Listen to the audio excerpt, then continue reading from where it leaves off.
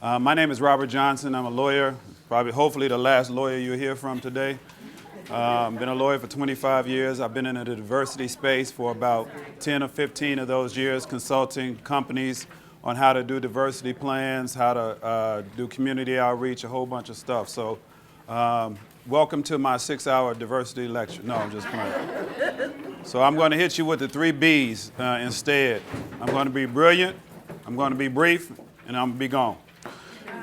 So the diversity portion of the application is, as you're getting the piece of paper, the spreadsheet passed out, is Exhibit M.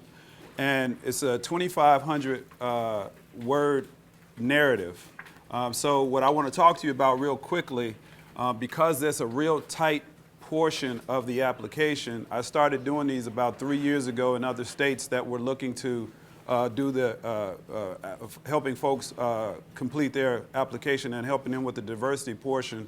And I want to talk to you about sort of my perspective. I think some of the earlier presenters talked about remember who your audience is in terms of who you're writing the application for and who's going to be reviewing it. So I want to keep that in sort of at the forefront as you're thinking about the diversity portion of your application.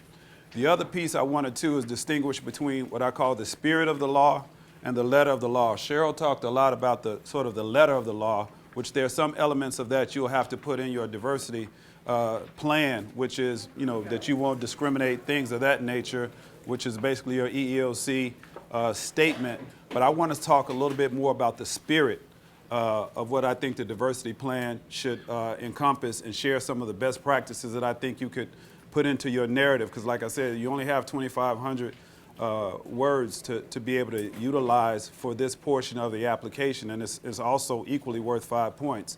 And the reason that I want to focus on what I call the spirit of the law is because Illinois has the most progressive social equity law in the country, and it is the model that hopefully other countries, as raggedy as it may feel at this point, but it still is the most progressive. At the heart and the core of the law is social equity, which is an attempt to try to address and ameliorate some of the issues and challenges that black and brown communities have had as a result of marijuana. So for me, the diversity plan is another bite at the apple for you to begin to talk about what you're going to do in this industry, because the purpose of the diversity plan is to talk about how you're going to diversify the industry, starting with your company, and then what it is that you plan on doing to and foster diversity externally.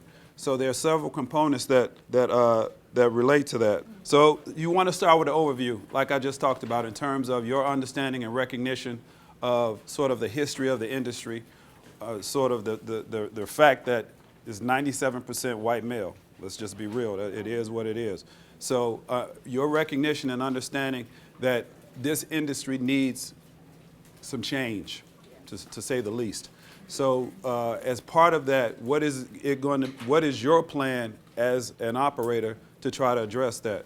So start with that overview in terms of your recognition and understanding of sort of the landscape, and then your role as whether you're a social equity applicant or if you're not a social equity applicant, in terms of how you're going to begin to address some of those imbalances.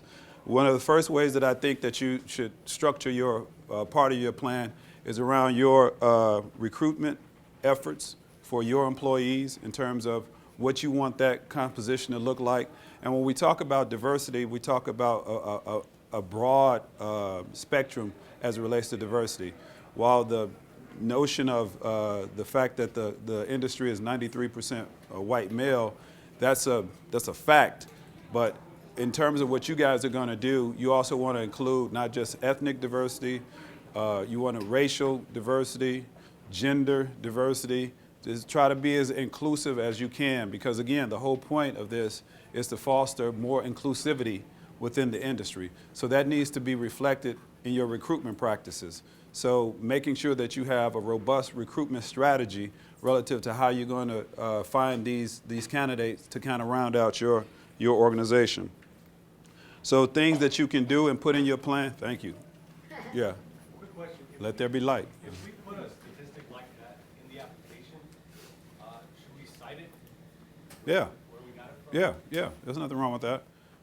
So in terms of one of the ways that you can identify what you're going to do is in terms of your efforts is to talk about what kind of job fairs or what kind of recruitment strategies that you're going to host, whether or not you're going to do a summit, some kind of summit where you bring in folks from the community to try to increase diversity in your organization, where you're going to post your jobs so that you want to have as much opportunity for a diverse array of candidates to be able to apply for to apply to work for you.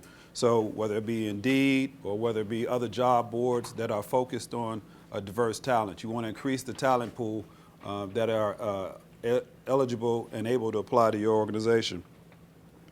And the other thing that you want to focus on is trying to make sure that internally you have robust policies that focus on training, similar to what was talked about earlier, but that you're looking for ways to promote diversity within your organization from a training standpoint, that you're, in addition to recruiting, that you're training those employees and giving them opportunities to advance so that as the organization begins to mature, that you have diverse leadership at the top. Because again, one of the reasons that this industry and most companies focus on diversity is because, as was talked about earlier, if you have a diverse population, then you are better able to service your customers. It goes without saying. So you want to have folks that reflect the community that you are operating in. You want to have folks that come from a variety of different walks of life. So you want to do everything that you can to try to reflect that. So from a diversity perspective, like I said, you have a real tight application. You only have 2,500 words to be able to utilize. So you want to make sure that you give a lot of thought to what your practices are going to be and that you articulate those in a way that are compelling and reflect your understanding of the need to have as robust a diversity policy as possible. So there you go.